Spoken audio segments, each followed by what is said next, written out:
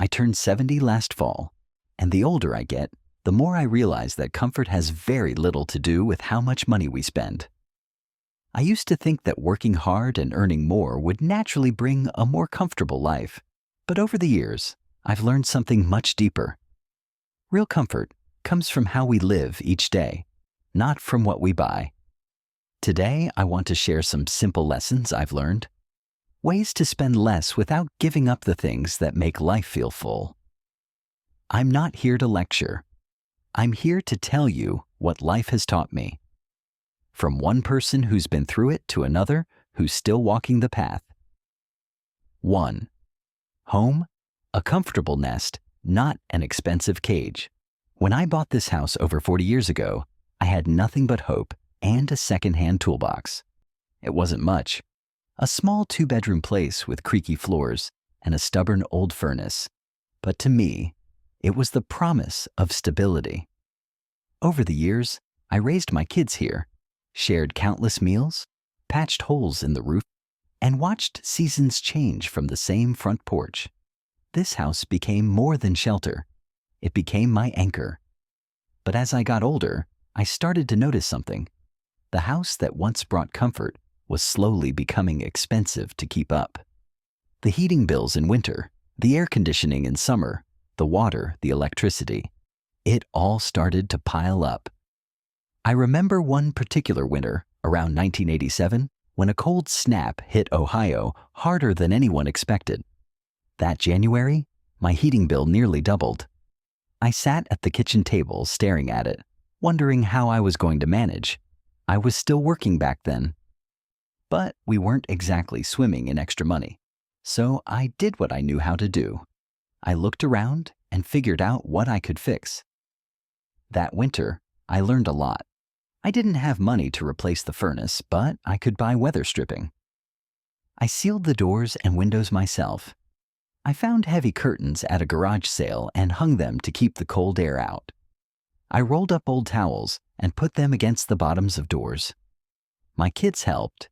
They thought it was a fun weekend project, not realizing we were saving money to keep the lights on. And when I saw that next month's bill was lower, I felt proud. Not just because we saved money, but because we made the house work for us. Now, even at 70, I still follow those habits. I use energy-efficient light bulbs. I keep the thermostat on a timer. And I check for drafts around doors and windows every fall. These small adjustments have become part of how I live. I don't do it because I'm cheap. I do it because I know the value of stretching a dollar without sacrificing comfort. You see, comfort isn't always about adding more. Sometimes it's about removing waste, tightening what's loose, and living with just what you need. My living room may not look like something out of a magazine, but it's warm, peaceful, and quiet. That's real comfort to me. The truth is, we don't need to spend thousands of dollars on upgrades or fancy appliances to feel at ease in our homes. We just need to make thoughtful choices. A bit of insulation here, a smart thermostat there, and suddenly the house feels cozier and the bills a little less painful. If you're like me, you've worked too hard for too long to feel stressed every time the electric bill arrives, so I encourage you to take a look around your home. Ask yourself, what small changes could make this space more efficient, more manageable, and still feel like home? You'd be surprised how a little effort can lead to a lot of peace. 2. Cooking for one, but not alone. After my wife passed, the kitchen got very quiet. For months, I couldn't bring myself to cook anything more than toast or soup from a can. The idea of preparing a full meal just for me felt too heavy. What was the point, I thought, if there was no one across the table? But one afternoon, my granddaughter came over. She opened the fridge, looked around, and asked me with that sweet honesty only kids have, "Grandpa, what do you eat?" I laughed, a little embarrassed, and told her mostly sandwiches. She gave me that look, you know, the one kids give you when they know you're not doing something right, and said, "Let's cook something." That day, we made vegetable soup. Nothing fancy, just carrots, potatoes, celery, and a bit of chicken broth. It smelled like memories. As we chopped and stirred, I felt something I hadn't felt in a while. Warmth. Not just from the stove, but from the act of doing something meaningful again. Sharing, even if it was just with her. That night, I packed the leftovers into small containers and froze them. The next day, I had a warm meal without lifting a finger. And just like that, cooking wasn't a chore anymore. It was a small act of care. Since then, I've created a new rhythm. Every Sunday, I make one big meal: soup, stew, casserole, something hearty that I can divide up and freeze. I keep it simple, but I make it with intention. I learned how to shop smarter, too. I buy vegetables that are in season. I look for senior discounts at the grocery store. I check the weekly circular before I go. Over time, these little habits saved me money, but more than that, they brought back a sense of control. And let me tell you something, eating well doesn't mean spending more. You don't need expensive ingredients or gourmet recipes. You need basic staples, a bit of planning, and maybe a slow cooker. That's been my secret weapon. It uses hardly any electricity, and it turns the simplest ingredients into something special. Just set it and forget it. More importantly, I started to view cooking as a form of self-respect. I'm not just feeding my body, I'm telling myself I'm worth the effort. I spent years caring for other people, raising a family, supporting everyone else. Now, taking time to cook a proper meal for myself is a quiet way of saying, I still matter too. So, if you're living alone, I want you to remember this. You are still worth a warm meal, a full plate, and the time it takes to prepare it. Cooking for one doesn't have to feel lonely. In fact, it can become a small daily act of joy. 3. Driving less, living more. When I was younger, I used to love driving.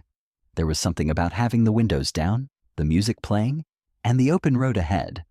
Back then, I'd take the long way home just for the sake of it. It made me feel free, like the world was mine to explore. But as the years passed, things changed. The price of gas went up. My reflexes got slower. And honestly, traffic started to make me more anxious than excited. These days, I drive a lot less. Not because I have to, but because I want to. I've learned that driving less doesn't mean doing less. In fact, it has opened space in my life for more meaningful moments. A few years ago, I noticed I was making short trips to the grocery store 3 or 4 times a week. I'd forget something here or crave something there, and I'd hop in the car without thinking. One month, my daughter pointed out how much I was spending on gas, even though I rarely went anywhere far. That hit me. I started keeping track, and she was right. I was burning gas and money without realizing it.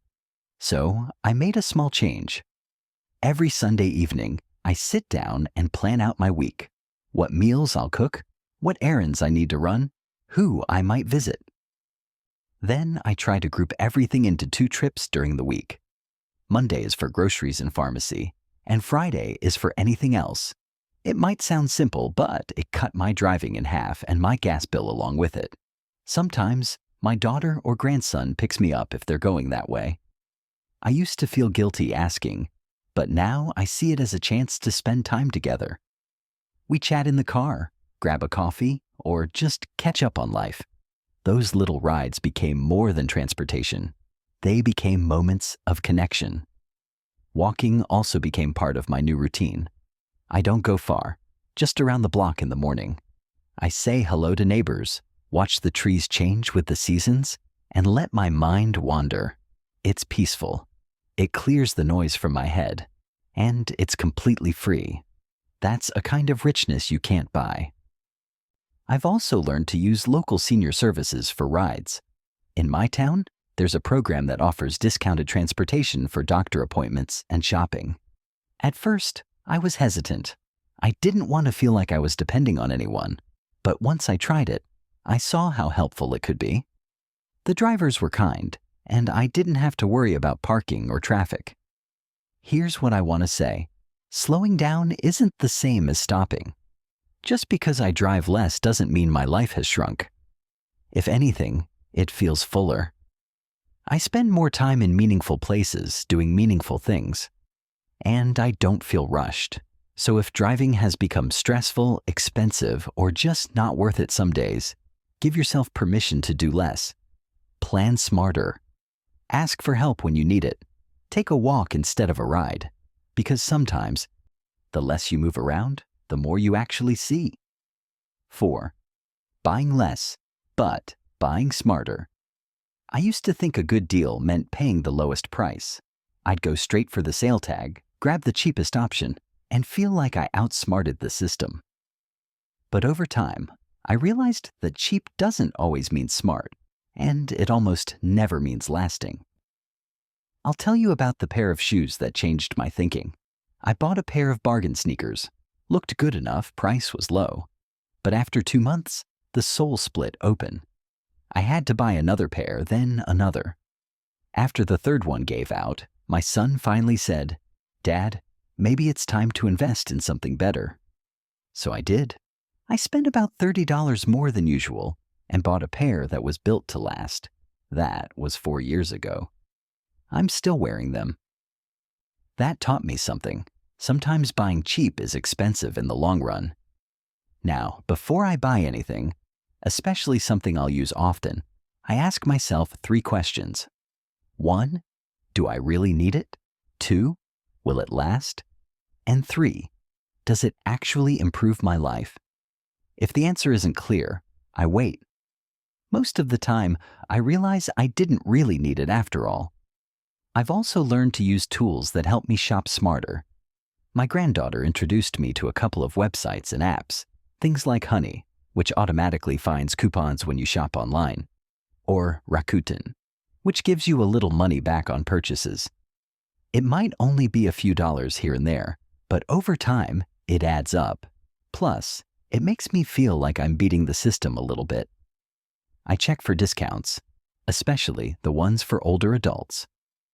The AARP card has been surprisingly useful. I get discounts on groceries, prescriptions, and even restaurants. I used to ignore those kinds of things, thinking they weren't worth the trouble. But now I see them for what they are, tools. And tools are only helpful if you use them.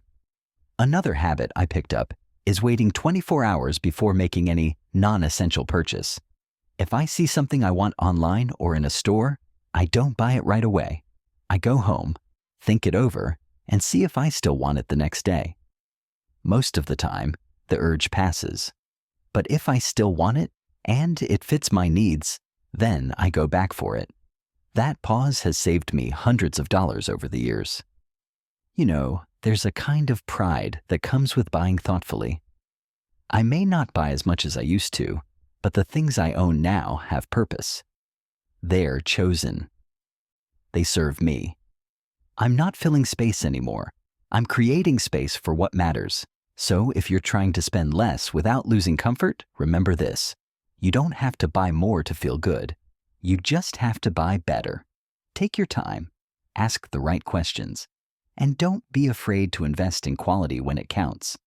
You've earned a life that feels steady, not cluttered. And sometimes, the smartest thing you can do with your money is not spend it. 5. Letting technology save you, not stress you. I'll be honest with you. For a long time, I was one of those people who said, I don't need all that tech stuff. I liked paper. I liked my landline. I liked my old-fashioned ways. And if something broke, I didn't Google it. I stared at it for a while and hoped it would fix itself. But a few years ago, my grandson came over and saw me with a stack of bills, a calculator, and a notepad. He sat down and said, "Grandpa, there's a better way to do this." I gave him that look, the same one I used to give him when he wouldn't eat his vegetables. But he smiled, pulled out his phone, and showed me an app called Mint. Now, at first, I didn't like the idea of my money being in some app. It felt risky. But he explained it to me, how it just helps track your spending, how it puts your bills and accounts in one place. I gave it a try, and to my surprise, it helped. A lot. Within a week, I could see exactly where my money was going. Too much on takeout coffee, too many little online purchases I'd forgotten about. That one app gave me a clear picture. And from there, I made changes. I stopped the monthly subscriptions I didn't even use. I cut down on impulse buys, and I set reminders for my bills so I wouldn't pay late fees anymore. Then he showed me Rakuten, a website that gives you money back just for shopping through it. Again, I was skeptical. But I tried it when buying a new winter coat online, and a few days later, a few dollars showed up in my account. It wasn't much, but it felt good, like I was finally letting technology work for me instead of against me. Now, let me be clear. I still keep things simple. I don't have 10 apps running on my phone. I use maybe 3. Mint to watch my money, Rakuten for occasional shopping, and my calendar app to remind me of appointments and bills. That's it. The truth is, you don't need to be a tech expert to benefit from technology. You just need to be open to learning the basics. Ask your kids or grandkids to walk you through it. Write things down. Make it a learning moment, not a stressful one. And don't be ashamed if you have to ask twice or 5 times. This stuff wasn't made with us in mind, but that doesn't mean we can't use it to our advantage. Technology, when used right, can help you save hundreds of dollars a year. It can help you stay organized, connected, and even feel a bit more independent. And it's not about being trendy. It's about being smart. So if you've been resisting it, like I did for years, just try one thing. One small app, one new habit. Let it make your life a little easier. Because at our age, we've earned that ease. And sometimes it's only a tap away. 6. Connection over consumption. There's something I wish more people talked about when it comes to getting older. The quiet. Not the peaceful kind you get on a Sunday morning with a cup of coffee. I'm talking about the kind of quiet that creeps in when your phone doesn't ring for a few days, when no one drops by, when the house feels just a little too still. I used to think that in retirement, I'd finally get to relax. And I did, for a while. But then I noticed that life slowed down a little too much. The days started to blur. I wasn't lonely exactly, but I realized how easy it is to fill that silence with stuff. A shopping trip, a new gadget, a dessert I didn't really want. It was like I was trying to fill a space that had nothing to do with things, and everything to do with connection. One morning, I decided to walk down to the local community center. They had a coffee hour every Thursday for seniors. I figured I'd stay 10 minutes. I ended up staying for 2 hours. We talked about old baseball games, our favorite diners, our grandkids. No one tried to impress anyone. No one cared what kind of phone you had. We were just people talking. I left that day feeling lighter. After that, I started showing up every week. Then I joined a book group. Then a walking group. Nothing big, nothing expensive. But it gave me something I hadn't even realized I was missing. The feeling of being seen and heard. I also made a habit of calling people more often. Old friends, cousins I hadn't spoken to in years. Sometimes we'd talk for 5 minutes, sometimes an hour. But every time, I hung up the phone feeling better. Even small gestures, like sending a birthday card or writing a short letter, helped me feel more connected. You'd be surprised how much joy a simple, handwritten note can bring, not just to the person receiving it, but to you too. And when it comes to entertainment, I've found that the best moments don't cost a thing. Watching a movie at home with my granddaughter, sitting on the porch with a neighbor, talking about the weather and the squirrels, laughing over stories we've all told 100 times. Here's what I've learned. You don't need to buy something to feel good. You need to belong somewhere. You need to feel like you matter. And the beautiful part is, that kind of comfort isn't sold in stores. It's shared. In conversations, in time, in small quiet ways that fill the heart instead of the shelves. So if your days have gotten a little too quiet lately, I encourage you, reach out, show up, start small. You don't need to wait for someone else to invite you. You can be the one who starts the connection. And trust me, connection lasts longer than anything you can order online. 7. Enough is a beautiful word. I used to chase more. More money, more stuff, more plans, more achievements, more everything. That was the way we were taught, wasn't it? Work hard, build up, move forward. And for a long time, that made sense. I provided for my family, paid off my house, helped my kids through college. I kept climbing. But sometime in my late 60s, something shifted. I started to notice how much I already had and how little of it I truly needed. There was this one afternoon, maybe 3 years ago. I was cleaning out the closet in the hallway, the one that always ends up storing things you forgot you even owned. I found 3 winter coats, all mine, all perfectly good. One of them still had the tags on. I sat on the edge of the bed, holding that coat, and thought, why did I keep buying more when what I already had was enough? That day, I started to think differently. I went room by room, drawer by drawer, not in a rush, just slowly sorting through. Letting go of what didn't serve me anymore, not just objects, but ideas too. The idea that I needed to constantly upgrade. The idea that being busy meant being valuable. The idea that comfort only came after hard work. But comfort, I've learned, is not a reward. It's a choice. And enough is not settling. It's arriving. It's finally getting to the place where you can look around and say, this is good. This is mine. This is enough. These days, I live with less, but I feel more peace. I buy what I need, not what I crave. I spend time with people who bring me joy, not obligation. I say no more often, and I rest without guilt. And strangely enough, by living smaller, my life feels bigger. You see, when you stop chasing more, you make room for meaning. You notice the sound of the birds in the morning. You take your time making breakfast. You don't rush through your days, you inhabit them. So if you're feeling overwhelmed by the idea of cutting back, let me tell you this. You're not giving up anything. You're gaining something. You're gaining clarity, gratitude, freedom, and enough might just be the most beautiful word you'll ever live by. A quiet thank you. If you're still listening, I want to say thank you. Not just for giving me your time, but for letting me share this part of my journey with you.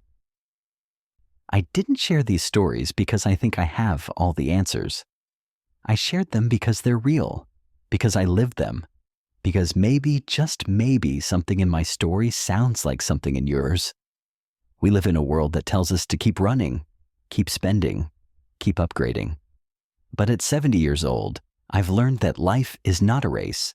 It's a walk, a steady, thoughtful walk.